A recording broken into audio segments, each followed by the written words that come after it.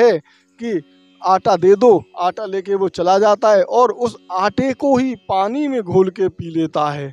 ऐसा सुनकर सनातन गोस्वामी अचंभित रह गए और उसने उस औरत से पूछा, जय जय श्री राधे बांके बिहारी लाल की जय। साथियों, ब्रज 84 को उसकी लीली परिक्रमा पहुंच चुकी है टेर कदम में, तो कराते हैं इस टेर कदम के आपको अद्भुत दर्शन। तो यहाँ पर आप देख रहे हैं, यहाँ पर अनेकों श्रद्धालु आ चुके हैं और ये आप देखें यहाँ पर गाड़ियों की जो संख्या है वो भी काफ़ी ज़्यादा यहाँ पर लगी हुई है। तो बढ़ते हैं आगे की तरफ और कराते हैं आपको इस टेर कदम के दर्शन। टेर कदम वो कदम है जहाँ पर श्री कृष्ण जी उस पेड़ पर बैठकर, कदम के पेड़ पर बैठकर अपनी गैयाओं को बुलाते थे। वो बुलाते काली, गोरी, धौरी, पीली, नीली, इस तरीके की गैया थीं और उनके अलग अलग नाम थे। तो उन्हीं को इसी टेर वृक्ष पर बैठकर श्री कृष्ण जी बुलाते।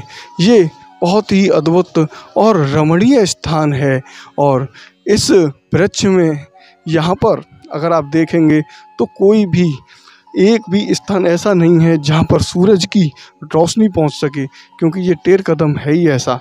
तो कराते हैं आपको आगे चल के टेर कदम के दर्शन। तो यहाँ पर ब्रज 84 को उसकी यात्रा कर रहे हैं और उनसे पूछते हैं कैसा भाव है उनका। हमारा भाव कृष्णमय है, कृष्ण और राधामय दोनों हमारा भाव है। कृष्ण और राधामय हमारा जीवन, उसके साथ उनके संपूर्ण शरण में है। तो बढ़ते हैं आगे की तरफ और आपको कराते हैं इस टेर कदम के दर्शन। यहीं पर कुंड है, उस कुंड के दर्शन कराएंगे।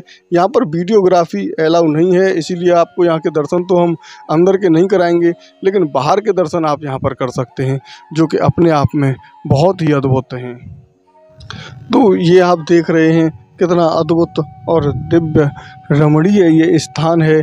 इसी स्थान पर सनातन गोस्वामी जी एक बार आए और सनातन गोस्वामी जी जब आए तो उनको लगा कि मेरा भाई आया है तो मैं उसके लिए खीर का प्रसाद दूं, लेकिन उनके पास खीर नहीं थी, कुछ भी नहीं था।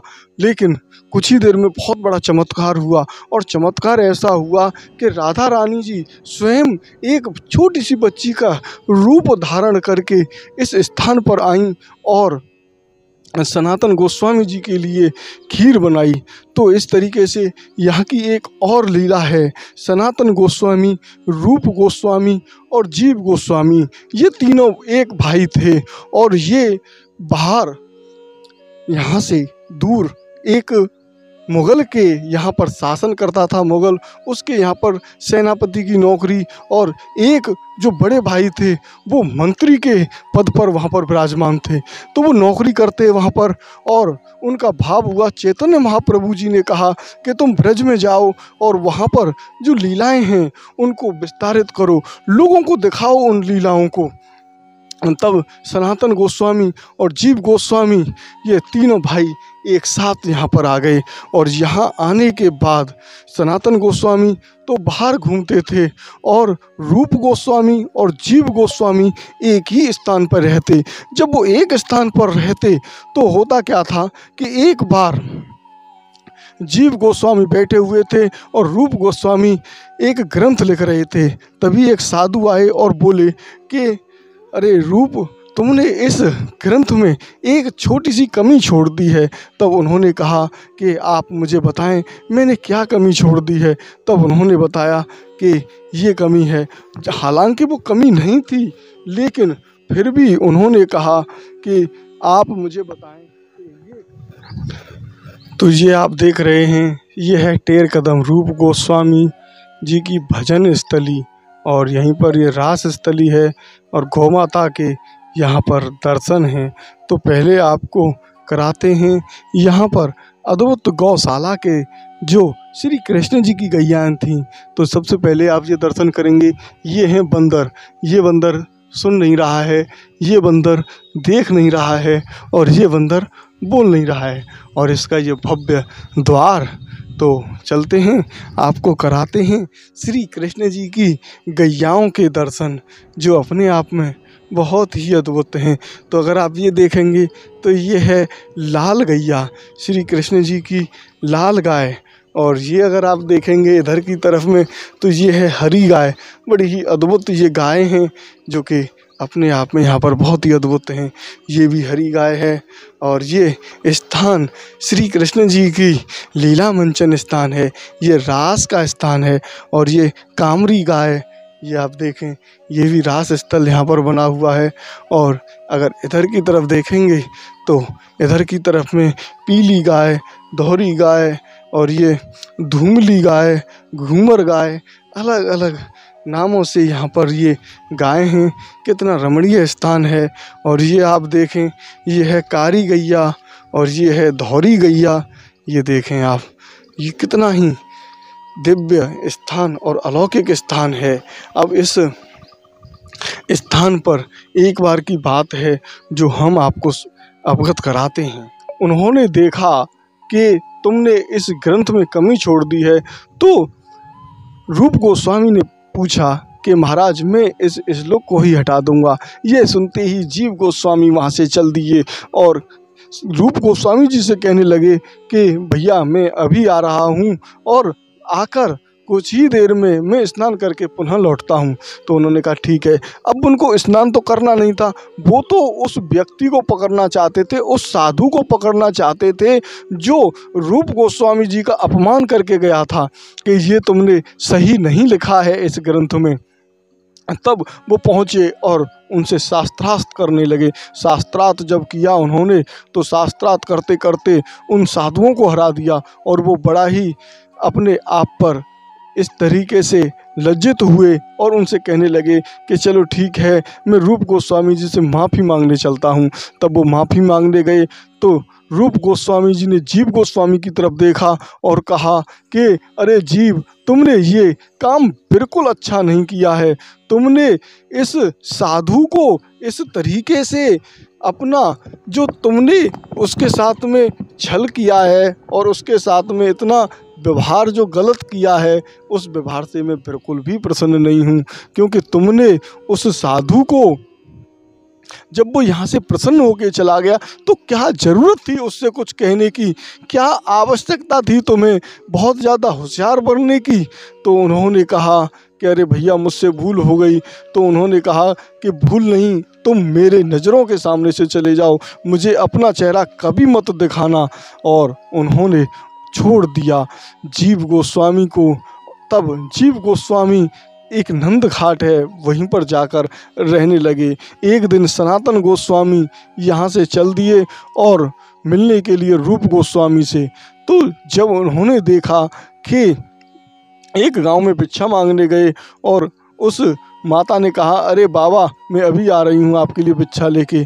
तो उस भिक्षा को लेने में उस माता को काफ़ी ज़्यादा देर हो गई।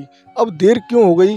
क्योंकि वो माता जो थी वो बना रही थी उपले, और उपले बनाते बनाते उनके हाथ गंदे थे और वो हाथों को साफ करना चाहती थीं। हाथ जब उनके साफ नहीं थे तो उन्होंने बाबा से कहा कि बाबा मैं अभी आ रही हूँ। तो उन्होंने दोबारा से भिक्षामदेही कहा। तो वो औरत बोलने लगी कि अरे बाबा तुम क्या घोड़े पे बैठ के आए हो जो इस तरीके से भिक्षा मांग रहे हो? अभी आ रही हूँ मैं। इससे अच्छा तो हमारे गांव का बाबा है जो केवल वहाँ पे आता है और कहता है कि आटा दे दो, आटा लेके वो चला जाता है और उस आटे को ही पानी में घोल के पी लेता है। ऐसा सुनकर सनातन गोस्वामी अचंभित रह गए और उसने उस औरत से पूछा कि कौन है वो आदमी। तब उस बाबा के बारे में बताया। तब सनातन गोस्वामी चल दिए मिलने के लिए। वहाँ पर जाके देखा तो जीव गोस्वामी इतना ज़्यादा दुखी हुए। पूछा कि अरे जीव, मैंने तो तुम्हें वृंदावन छोड़ा था लेकिन तुम यहाँ कैसे आ गए? तब उन्होंने बताया कि भैया ऐसे ऐसे बात है, इस तरीके से। तब बड़ा ही उन्होंने दुख हुआ और वो लेकर चल दिए जीव गोस्वामी जी को रूप गोस्वामी के पास। जब तीनों भैया वहाँ पर एक स्थान पर बैठ गए तो उन्होंने कहा कि सनातन गोस्वामी ने क्या हमें इस काम के लिए भेजा था कि तुम इस तरीके से इस जीव को परेशान करोगे? सनातन गोस्वामी को याद दिलाया रूप गोस्वामी को, अरे तुम तो बड़े ही निर्दयी हो, हमें बताया गया कि जीवों पर दया करो, तुम तो जीवों पर दया कहाँ कर रहे हो, तुम तो बहुत ज़्यादा उनको और परेशान कर रहे हो। तब उनका यहाँ पर इस तरीके से मिलन हुआ। इसी मिलन की वजह से हमारे बड़े ही अद्भुत भाव यहाँ पर ब्रज क्षेत्र में हैं। तो यहाँ जो सेवायत जी हैं वो बहुत ही अद्भुत एक तरीके से संत हैं और वो चेहरा अपना लाना नहीं चाहते हैं। तो उनकी मधुर वाणी में, उनके पवित्र हृदय से और उनके श्रीमुख से यहाँ की लीला को आप श्रवण करें। श्री राधा रानी के स्थान के नाम टेर कदम, टेर हल बुलाना। कृष्ण बलराम 7 साल उम्र में नाला गौ लेकर के रोजाना गौ चरावे। उसी जमाने में पूरा से पूरा जंगल वृंदावन बनी बन। तो नाला गौ जब लाए कना के बिचराए, हमारा और भी सका चाहिए गौ देखभाल के लिए। तुरंत कन्हैया यहाँ से टेर कदम से उनको टेर लगाते हैं। सवेरे अरे भैया दाम सीधाम वसुधाम मधुमंगल, हाँ कना जंगले मंगल, आज से जंगले मंगल, हम लोग सब जंगले खेलेंगे, गौ भी चरेंगे और सब मिलके दोपहर में एक साथ वन भोजन करेंगे।